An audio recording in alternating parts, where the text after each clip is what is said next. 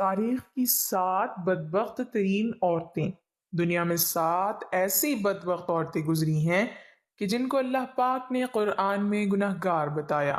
قرآن کے مطابق سب سے گناہ گار عورتوں میں پہلے نمبر پر حضرت لوط علیہ السلام کی بیوی ہیں، جس نے حضرت لوط علیہ السلام کے ساتھ غداری کی۔ دوسرے نمبر پر اللہ کے آخری پیغمبر حضرت محمد صلی اللہ علیہ وسلم کی ایک تاریخ میں ایسی گناہ گار عورتیں گزری ہیں کہ جن کے بارے میں اللہ پاک نے اپنی کتاب قرآن مجید میں ذکر کیا ہے۔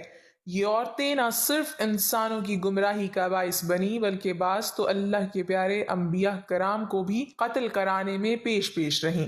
نمبر 1، حضرت لوط علیہ السلام کی بیوی اردن اور اسرائیلی سرحدوں پر جہاں آج ڈیڈ سی نمکین پانی کی جھیل موجود ہے، نمک سے بھری اس جھیل میں آج زندگی کا کوئی نام و نشان نہیں، تاہم آج سے ہزاروں سال پہلے یہ انتہائی زرخیز علاقہ تھا جہاں سدوم اور عمورہ نامی شہر آباد تھے۔ یہی وہ قوم تھی جس پر اللہ نے حضرت لوط علیہ السلام کو نبی بنا کر بھیجا۔ اس قوم کا گناہ بہت بڑا تھا، ایسا گناہ اس سے پہلے کسی قوم نے نہ کیا تھا۔ اس قوم کے مرد مردوں کے ساتھ اور عورتیں عورتوں کے ساتھ بدکاری کرتی تھیں۔ حضرت لوط علیہ السلام کی بیوی جس کا نام وائلہ تھا، وہ بظاہر تو حضرت لوط علیہ السلام کی بیوی تھی، لیکن وہ اندر سے کافروں کے ساتھ ملی ہوئی تھی، وہ اپنی قوم کا ساتھ دیتی تھی۔ اس بیوی کے لیے اور کیا بد نصیبی ہوگی کہ یہ عورت ساری زندگی ایک نبی کے ساتھ رہتے ہوئے بھی اللہ کے حکم کی نافرمان رہی۔ جب حضرت لوط علیہ السلام کی قوم نے آپ کی باتوں کو ماننے سے انکار کیا تو اللہ کے فرشتے ان نوجوانوں کی صورت میں اس بستی میں ظاہر ہوئے جو حضرت لوط علیہ السلام کے گھر میں قیام پذیر ہوئے۔ حضرت لوط علیہ السلام کی بیوی جو اپنی قوم سدوم کے ساتھ ملی ہوئی تھی، اس نے جا کے اپنی قوم کو بتا دیا کہ نوجوان ہمارے گھر ٹھہرے ہیں۔ ان لوگوں نے حضرت لوط علیہ السلام کے گھر کو چاروں طرف سے گھیر لیا۔ اس پر فرشتوں نے حضرت لوط علیہ السلام کو ان کی قوم پر عذاب لانے کی خبر سے آگاہ کیا اور آپ علیہ السلام کو حکم دیا کہ آپ اپنے گھر والوں کو لے کر یہاں سے نکل جائیے۔ حضرت لوط علیہ السلام ابھی راستے میں ہی تھے کہ ان لوگوں پر اللہ کی طرف سے پتھروں کی بارش ہونا شروع ہو گئی۔ آپ علیہ السلام کی بیوی جو اپنی قوم کا ساتھ دیتی تھی، وہ بھی اپنی قوم کے ساتھ ہی پتھروں کی بارش میں ماری گئی۔ سدوم کے پہاڑوں میں آج بھی وائلہ کی آبادی موجود ہے۔ حضرت لوط علیہ السلام کی بیوی کا تذکرہ قرآن پاک کے علاوہ بائبل میں بھی موجود ہے۔ نمبر 2، حضرت نوح علیہ السلام کی بیوی۔ قوم نوح شرک جیسے گناہوں میں مبتلا تھی۔ اس قوم کے لوگوں نے اپنے سرداروں اور نیک لوگوں کے بت بنا لیے، ان کی عبادت اور پوجا شروع کر دی۔ اللہ تعالیٰ نے حضرت نوح علیہ السلام کو اس قوم پر مبعوث فرمایا۔ یہ قوم اتنی ظالم اور نافرمان تھی کہ وہ اپنے نبی حضرت نوح علیہ السلام کے گھر میں داخل ہو کر آپ علیہ السلام پر ظلم کرتے اور آپ کو بے یار و مددگار چھوڑ جاتے۔ حضرت نوح علیہ السلام کو مجلسوں سے نکال دیا جاتا اور آپ کی بیوی بھی ان کافروں سے ملی ہوئی تھی۔ مفسرین حضرت نوح علیہ السلام کی بیوی کا نام وائلہ یا وادیہ بیان کرتے ہیں۔ یہ عورت کافر ہی نہیں بلکہ اس کا رہن سہن بھی کافروں جیسا تھا۔ حضرت نوح علیہ السلام کی بیوی کافروں میں شریک ہو کر آپ علیہ السلام کو دیوانہ اور مجنون قرار دیتی۔ یہ عورت بتوں کی بڑی تعریف کرتی تھی۔ جب کوئی بندہ بتوں کو چھوڑ کر ایک خدا کی طرف مائل ہوتا تو یہ عورت اپنی قوم پہ جا کر اس آدمی کا نام بتا دیتی، جس سے قوم نوح کے لوگ اس بندے کو مارتے اور پیٹتے۔ اس طرح سے وہ بندہ بھی ڈر اور خوف کے مارے بتوں کی پوجا کرنے پر دوبارہ آمادہ ہو جاتا۔ وائلہ نامی اس عورت نے حضرت نوح علیہ السلام کے ایک بیٹے یام کو بھی کفر میں مبتلا کر رکھا تھا، لہٰذا آپ کا یہ بیٹا بھی ماں کی طرح کافروں سے مل کر آپ علیہ السلام کی مخالفت کرتا تھا۔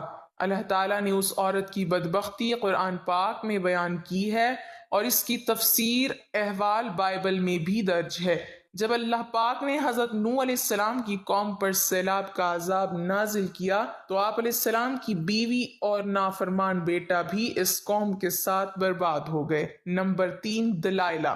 دلائلہ وہ عورت ہے جس کا نام کئی صدیوں سے بے وفائی اور دغا بازی میں بہت مشہور رہا ہے۔ دلائلہ کا ذکر قرآن پاک اور بائبل میں پڑھنے کو ملتا ہے۔ واقعہ کچھ یوں ہے کہ حضرت موسیٰ علیہ السلام کی وفات کے بعد بنی اسرائیل کی قوم عمالقہ کی محکوم بن چکی تھی، تو اللہ پاک نے اس قوم میں بہت ہی طاقتور لڑکے کو پیدا کیا جس کا نام سمسون تھا۔ سمسون اس قدر طاقتور تھا کہ وہ اکیلا ہی 1000 بندوں کا مقابلہ کر لیتا تھا۔ قوم بنی اسرائیل نے اس بندے کی صلاحیتوں اور بہادری دیکھتے ہوئے سمسون کو اپنے قاضی کے عہدے پر فائز کر دیا اور سمسون کی طاقت کے ذریعے قوم عمالقہ پر فتح حاصل کرنے کی کوشش میں لگ گئے۔ دوسری طرف قوم عمالقہ سمسون کی طاقت کا راز جاننا چاہتی تھی، اس لیے انہوں نے اپنی قوم کی ایک لڑکی جس کا نام دلائلہ تھا، اس کو سمسون کی بہادری اور اس کی صلاحیتوں کا راز دریافت کرنے کے لیے سمسون کے پاس بھیجا۔ سمسون اس لڑکی کو دیکھ کر پاگل ہو گیا اور اس کی محبت میں وہ دیوانہ ہو گیا۔ اس نے اس لڑکی کو اپنی صلاحیتوں کا راز بتا دیا۔ سمسون کہنے لگا کہ اس کی طاقت کا راز اس کے لمبے بال ہیں۔ ایک دن موقع پاتے ہی دلائلہ نے سمسون کے لمبے بال کاٹ دیے، تو اسی رات قوم عمالقہ نے بھی سمسون پر حملہ کیا اور اس کو گرفتار کر لیا۔ پھر ایک دن قوم عمالقہ سمسون کو گرفتار کر کے جشن منا رہی تھی، تو سمسون نے اللہ پاک سے دعا کی، اے اللہ مجھے معاف کر دے۔ اللہ پاک نے سمسون کی دعا کو قبول کرتے ہوئے اس کی تمام طاقت واپس لوٹا دی۔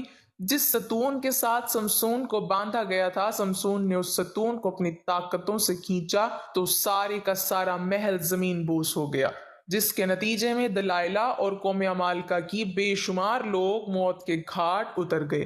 نمبر 4، جیزبل لبنان کے بادشاہ کی بت پرست بیٹی تھی۔ اس کی شادی قوم بنی اسرائیل کے بادشاہ اخیب سے ہوئی تھی۔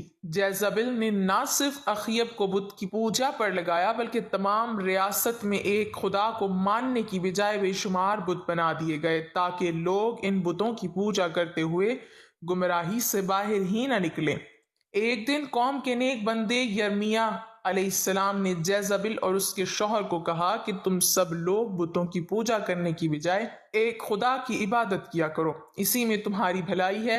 اس ظالم عورت نے حضرت یرمیہ علیہ السلام کے ساتھ کھڑے ایک بوڑھے پر شدید وار کیا نیزے سے، جس سے وہ وہیں شہید ہو گیا۔ تو حضرت یرمیہ علیہ السلام نے اس عورت کو بد دعا دی، بہت جلد تیرے حسین و جمیل بدن کو کتے نوچ نوچ کر کھائیں گے۔ اس کے بعد اللہ پاک نے اس قوم پر حضرت الیاس علیہ السلام کو بھیجا، تاہم یہ ملکہ ایمان لانے کی بجائے آپ علیہ السلام کو بھی مارنے کے لیے تیار ہو چکی تھیں۔ پھر ایک دن حضرت یرمیہ علیہ السلام کی بد دعا رنگ لائی اور ملک اسرائیل پر سرحدوں کے قبائلی وحشیوں نے حملہ کر دیا۔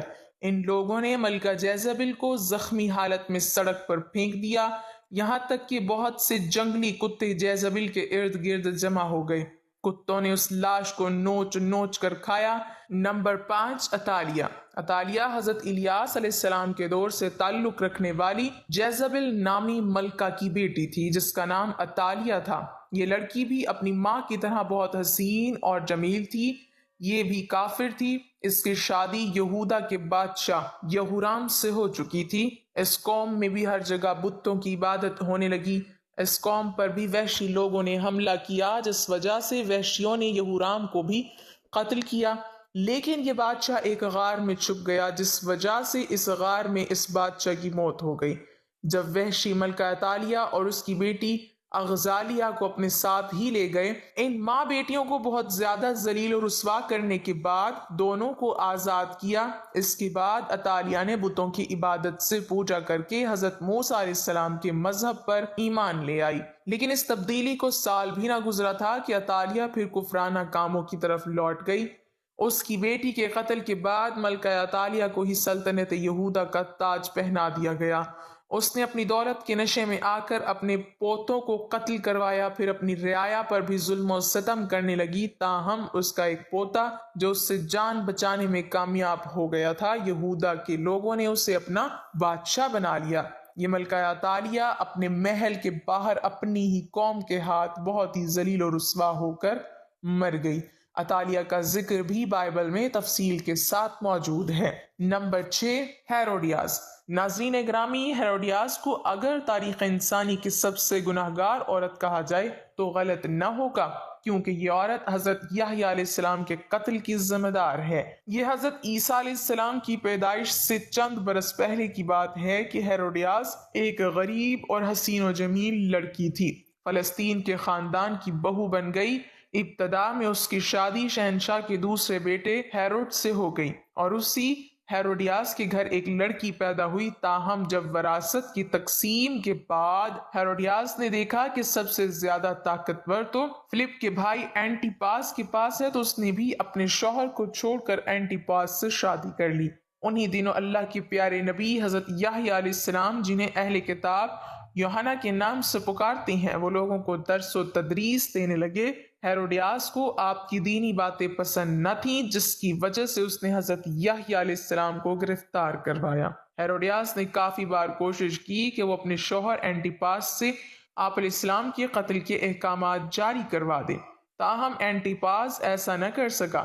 ہیروڈیاس کی بیٹی سلومی جب جوان ہوئی تو اس نے حضرت یحییٰ علیہ السلام کی معصومیت اور نور کو دیکھا تو آپ علیہ السلام پر فدا ہو گئی۔ اس نے آپ علیہ السلام کو گناہ کی دعوت دی، لیکن آپ علیہ السلام اس کی طرف آنکھ اٹھا کر نہ دیکھتے۔ اب یہ دونوں ماں اور بیٹی یحییٰ علیہ السلام کے خلاف ہو گئیں۔ ایک دن بادشاہ اینٹیپاس کے سامنے سلومی نے بہت ہی بےہودہ ڈانس کیا کہ رقص کرتے ہوئے اس نے اپنے جسم کے سارے کپڑے اتار دیے۔ اس رقص میں بادشاہ نے بہت دلچسپی لی اور اس کو سلومی کا یہ رقص اتنا پسند آیا کہ وہ سلومی سے کہنے لگا، تم کیا مانگنا چاہتی ہو، میں تمہیں ابھی حاضر کیے دیتا ہوں۔ اس عورت نے جواب دیا کہ میں چاہتی ہوں کہ آپ حضرت یحییٰ علیہ السلام کو قتل کروا دیں۔ بادشاہ، جو کہ بھرے ہوئے محفل میں سلومی سے عہد کر چکا تھا، اس نے حضرت یحییٰ علیہ السلام کو شہید کروا دیا۔ اس طرح سلومی اور اس کی ماں اس گناہ میں شامل ہو گئیں۔ نمبر 7، ام جمیل۔ ام جمیل ابو لہب کی بیوی تھی، جس کا اصل نام عروہ بنت حرب ہے۔ اس کی آنکھوں کا بھینگا پن نمایاں تھا، جس وجہ سے اس کو لوگ کانی کہا کرتے تھے۔ قرآن پاک میں اللہ تعالیٰ نے ابو لہب اور اس کی بیوی کو انتہائی سخت الفاظ سے یاد کیا ہے۔ اس کی وجہ ابو لہب اور اس کی بیوی کا نبی اکرم صلی اللہ علیہ وسلم کے ساتھ سخت مشرکانہ رویہ ہے۔ یہ دونوں میاں اور بیوی آپ صلی اللہ علیہ وسلم کو تکالیف اور اذیت پہنچانے کا کوئی بھی موقع ہاتھ سے نہ جانے دیتے تھے۔ روایت کے مطابق ام جمیل نبی کریم صلی اللہ علیہ وسلم کی راہ میں کانٹے بچھایا کرتی تھیں۔ جب سورہ لہب نازل ہوئی تو ابو لہب کی بیوی غصے سے بے قابو ہوئی اور بہت ہی بڑا پتھر اٹھا کر مکہ میں رسول کریم صلی اللہ علیہ وسلم کی تلاش میں نکل پڑی۔ یہ کعبہ میں حضرت ابوبکر کے سامنے اس حالت میں آئی تو اس کے منہ سے جھاگ نکل رہی تھی۔ یہ نبی کریم صلی اللہ علیہ وسلم کے خلاف انتہائی نازیبا الفاظ بولتی رہی، حالانکہ آپ صلی اللہ علیہ وسلم اس وقت حضرت ابوبکر رضی اللہ تعالیٰ عنہ کے ساتھ ہی موجود تھے، لیکن اللہ تعالیٰ کی رحم و کرم سے ام جمیل آپ صلی اللہ علیہ وسلم کو دیکھ ہی نہ سکی۔ وہ وہاں سے گھر کی طرف روانہ ہو گئی۔ بے شک ام جمیل تاریخ کی بدبخت ترین خواتین میں شامل ہے، کیونکہ اس نے نبی آخر الزماں سرور کائنات حضرت محمد صلی اللہ علیہ وسلم کو بے شمار تکلیفیں پہنچائیں۔ اللہ پاک ہمیں بہتر عمل کرنے کی توفیق عطا فرمائے اور ہمیں ایمان کی دولت سے مالا مال فرمائے، آمین۔ ناظرین، کمنٹ باکس میں اللہ تعالیٰ کے 99 ناموں میں سے ایک نام ضرور ٹائپ کریں۔